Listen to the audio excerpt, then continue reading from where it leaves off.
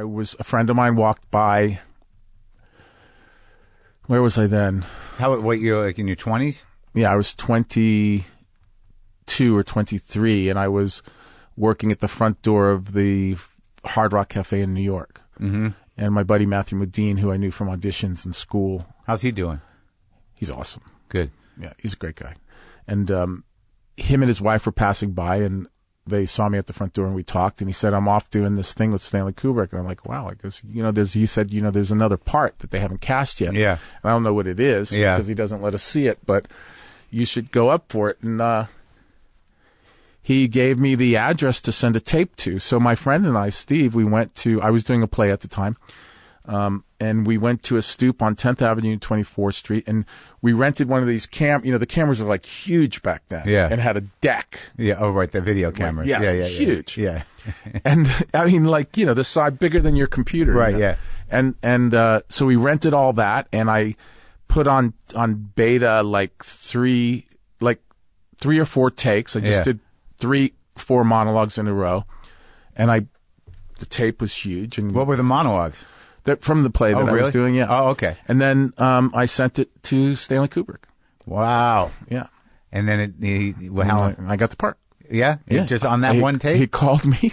Yeah. And he said, okay, I'm going to send you some words, and I want you to put it on tape. And I'm like, well, it costs a lot of money to rent these cameras and stuff. Like, I'll send you some money too. And so they, he much like you and the guitars. Exactly. Thanks, Stanley. Maybe you could buy me the camera. It'd be a lot easier if you just bought me I could use it if this doesn't work it out. Yeah, exactly. I'm getting good at this. Yeah. And so I sent him, he's just sent me words without punctuation or anything and just said, do it, just show it, do it. And I did it. And he said, okay, we're going to bring you out. Wow. Yeah. So the words were just what? Were they pieces of the monologue? They were pieces and fragments of things that sort of ended up in the movie, and then most didn't. And how much of the character did you put in place? What you had no conception of what you were even auditioning for. So what were you putting out there? I sussed out that he was a weak-minded individual, and he told me with no detail and in a kind of roundabout way. It was like a puzzle I had to put together with what he was saying to me. But he said that the guy is weak-minded. He has to be overweight. You're going to have to put on weight, and he's struggling because it's an environment that he really shouldn't be in. Yeah, just hearing that makes me the Marine Corps, right? It's horrible. Yeah. But the role was so painful. Yeah, the snapping of poor Leonard. Yeah, yeah, yeah. And so by the time I sent him was ready to do the second take, and he had sent me the information and stuff, knowing that he was giving me that information, I put on probably like 5 or 6 pounds, and I did it without my shirt on so I could show him that I gained a little weight. Yeah, and did another one on the same stoop, same thing. Yeah, and then that's when he hired me, and then I went out there, and he said, before you come out here, that you have to gain a bunch of weight. You have to probably gain like 20 or 30 pounds. Oh my God. And I'm like, okay. And De Niro had done it for Raging Bull. Yeah. And so I said, well, I can do that. De Niro can do it. I can do it. Yeah, for sure. And, so I went out there and I gained the pounds, but then I just looked like I could kick everybody's ass.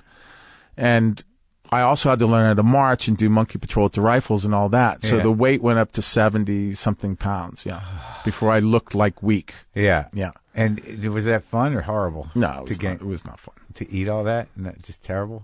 It was not fun. Yeah, it's much more fun now. Yeah. Than it was back then. But what did you have to, like 2 months to put on fucking 50 pounds? I had several months. I had, oh my God, about 6 months. Just eating pasta and shit? And carbs and, half a loaf of bread for breakfast. And, and you're just feeling it fill out. Yeah. And then, your romantic life goes to shit. Like everything goes to shit. But people look at you differently. You don't get, It serves the character, though. People think you're stupid. Yeah. It's really unbelievable. What the judgment people have of fat people? Yeah. And working with Kubrick, was it amazing? It was amazing. Yeah? Yeah. Being out there with all that stuff. Because that movie, when you talk about story, what was the story? Yeah. No, I know. You know what I mean? Yeah. I mean, with that role, I have to assume you're like, well, this guy's story is what I got to focus on. Right. There's like 2 sections, and that's that. It's this guy's story, and Matthew's character is the point of view of that guy's story, and so it was about him transcending into the Marine Corps training backfired, and just instead of making a lean green fighting machine, they just made a fighting machine. Yeah, a monster. Yeah. And is it easier to, like, it must have been good to have your friend there, like, to work with him. Yeah. Like, it must have been, like, because that was that was your first big movie, right? My first movie. Yeah. And it was just, I can't, and you were shooting it out overseas? Yeah. I was there for 13 months. 13 months. Yeah. And what are your recollections of Kubrick? What impressed you? What do you take away as a director now that you're directing? I mean, what did you see him do? It's like you can't, like, once you've worked with him, it's difficult to move a camera, unless it's helping tell the story. Again, yeah. Like, it's not just you don't move the camera for the sake of moving it. It's hard. It's almost like it's embarrassing. He, like, makes you feel that way. Like, he puts this feeling of cinema and acting in cinema, this feeling of it in you where, look, don't be pathetic. Don't be a dick. Yeah. Just do it right. It's all you have to do. Don't showboat. Just fucking do it. It's like that. He makes you feel bad about even having the notion of showboating a little bit. Yeah, yeah. And he knows when you're doing it. So anytime I would see the scene, I would think, oh, wouldn't it be cool if, like, and I was, I don't want to do that. It's kind of stupid. Yeah. It's pretentious. Right. So so the camera only moves to help tell the story. That's what I remember mostly, and it's kind of built in me. I didn't even know this until recently that it was. I know that my acting is very much, my film acting is very much because of the way that he directed me. Yeah. Did he help you construct the character? Did he no. He doesn't talk about story, doesn't talk about character, doesn't talk about anything. He just tells you to stand over there? No, he just says, what are you going to do? Oh, really? Yeah. And then you do it, and then you do it again, and he said, you guys have to do it faster than that, or better than that. And it's like, can you think of anything more interesting than that to do? He'll say things like that. And so Matthew and I would go away, and we'd come back with a scene, and he'd go, okay, I'm going to put a camera here, Instead of going over there, walk over there, because that's where the light's going to come from, and we'll shoot. Wow. Yeah. And now, do you still find, this many years later, that's what people know you from? Yeah. A lot of people know me from that, yeah.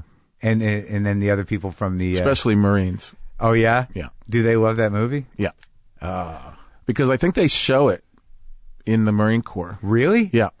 As what? As an example? As like a warning bell.